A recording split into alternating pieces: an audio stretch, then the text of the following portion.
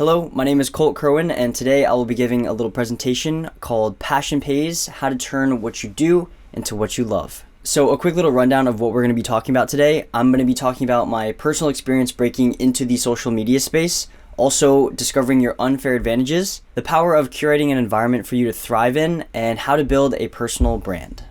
So who am I? My name is Colt Kirwan. I'm a creator out in New York City, and I predominantly make YouTube videos kind of on tinkering, building, cameras, lifestyle, do a little bit of everything, with creativity being the core of everything. I've been making videos for quite some time now, and somewhere along the lines I made a video or two that got Adobe's attention, which brings me to speaking to you today. So I guess we're doing something right, but without further ado, let's start from the beginning. Oh, a little too far back. There we go. So this is my YouTube channel and Instagram, and these are the primary platforms that I create videos on. Up to this point, I've made hundreds of videos and gained a few followers along the way, but it wasn't always like this. So how did we get here in the first place? So this is what I like to call my spark. This is a screenshot from a video called My First Vlog by the creator Casey Neistat. I discovered Casey back in 2015 like many others, and this is the first ever video he made in his daily vlog series. Like clockwork, I would come home from school, drop my book bags, and tune into Casey's latest vlog, and I was hooked. Video after video, I just couldn't get enough of them, and at some point something kind of clicked in my head, and I thought to myself, I'm having so much fun watching these videos, I bet they'd be just as fun to make them myself. This is the point that I looked up what's the best editing software, and I downloaded a free trial to Adobe Premiere Pro.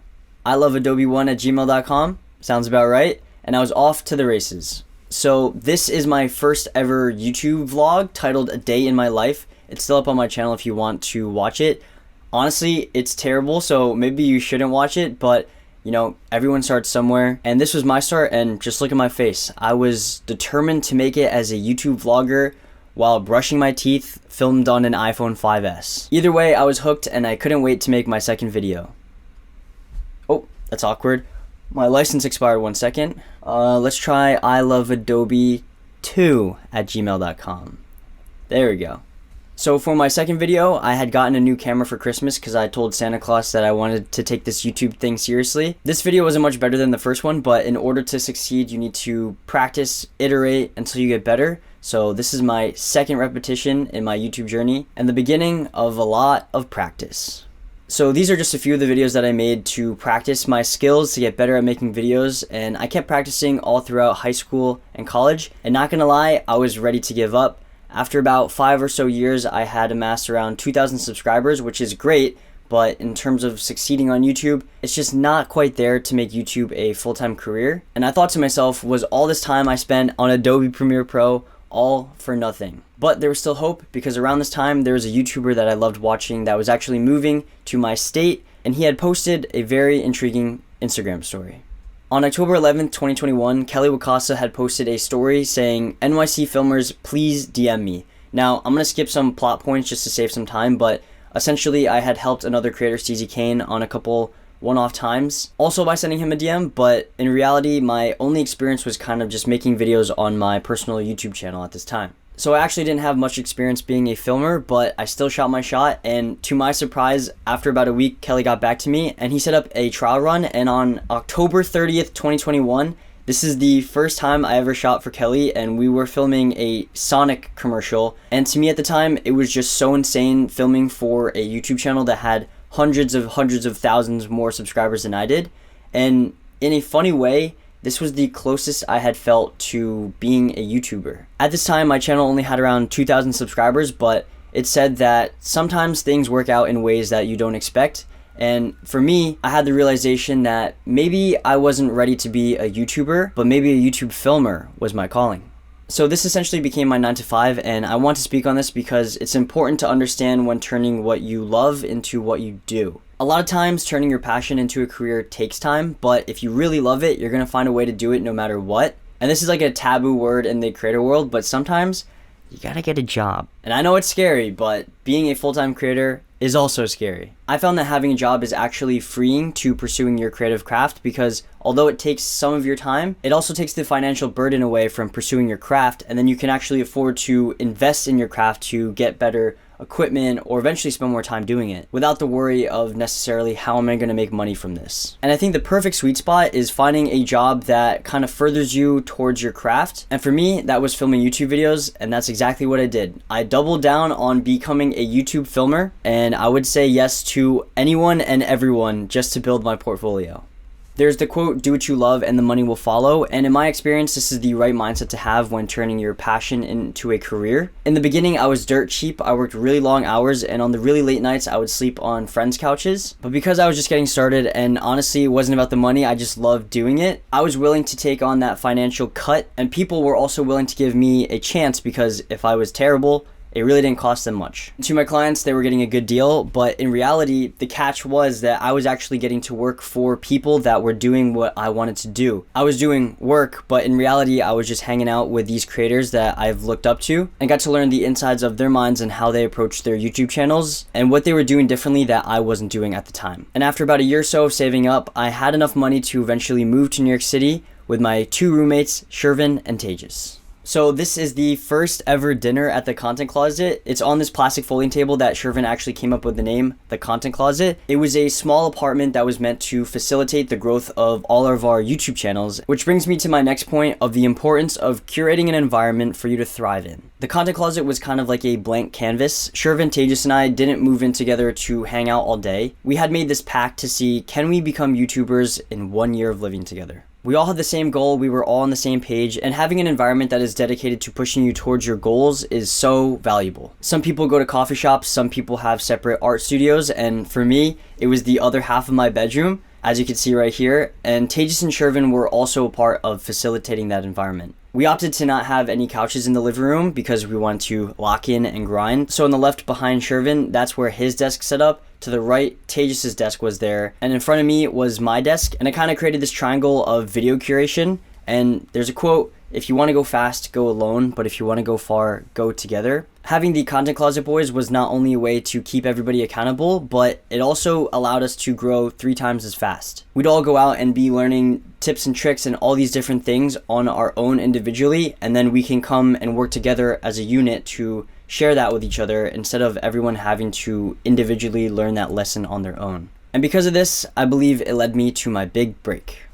May 1st, 2023, I uploaded a video titled, I actually chased my dreams for a year, this is what happened, and the video took off. In the first month, the video had around 500,000 views, and I had gained 40,000 subscribers from this one video. And the question is, what did I do different from my other videos that made this one stand out? So in this video, I really leaned into my creativity to tell my story, and it was the first time I introduced characters to my videos. You can see Oscar the Grouch here, and there really is no reason for him to be here. I simply could have just walked through my apartment door to get in my apartment, but this was an element that kind of separated this video from just being a normal video to a Colt Kirwan video. It actually didn't have to make sense because it was a part of my world, and it gave the audience the ability to kind of peek into my mind. I really love this video because it reminds me back of when I was trying to make it as a YouTuber in high school. And the difference was back then I wasn't ready to be a YouTuber yet. I hadn't done the work, I haven't put in the reps. I hadn't practiced enough to garner any skill sets, and at the time I was trying to make videos about my life, but I didn't have really any stories to tell. But this video was kind of like an underdog story of trying to make it in New York City, and I was able to share all the amazing experiences that I had in that past year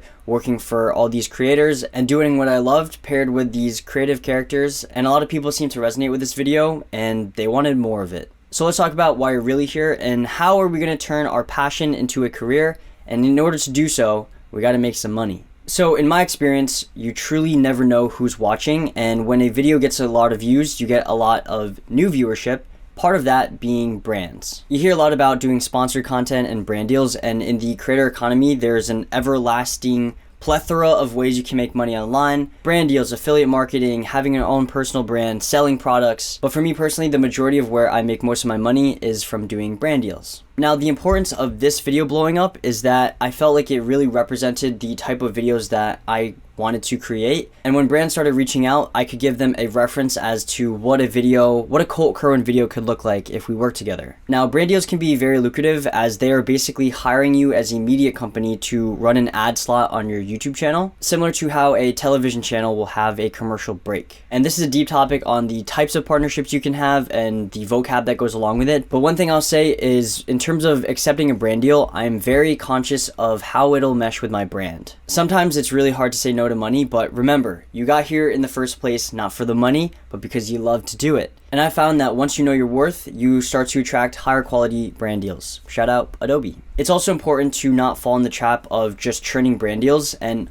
totally understand sometimes you got to do what you got to do to make money. But just remember, the videos that you made not for the money is what attracted the brands in the first place. So I think it's important to have a balance between the two. And the way I like doing that is through seasons of yes and no. There'll be seasons where I'll take on some brand deals to make some income. And after doing a bit of those, I can take that money to then invest into videos that'll build up my channel solely for the sake of just making videos. And it's these videos that actually strengthen the community that we're trying to build. So next, I want to talk about leaning into your unfair advantages. And what is an unfair advantage? Everyone has them, and as a creator, this is the thing that you should use to set yourself apart from the others. Whether you live in an interesting place or have a skill set that's not so common, your unfair advantages can come in many different shapes and sizes. For me, because I was a filmer, I had been practicing my cinematography and I had a nice camera at my disposal, which gave me an edge when making my content because my videos could look a little bit more professional than most. Some people say they're not that creative, and I find that I kind of land on the other side of that. Creativity is kind of the magic that ties my videos together, whether it's a vlog or a camera review. I always want to make sure creativity is at the core of that. And to me, that's also an edge that kind of separates me from the crowd. For example, this is a lightsaber sword that I use to unbox things, and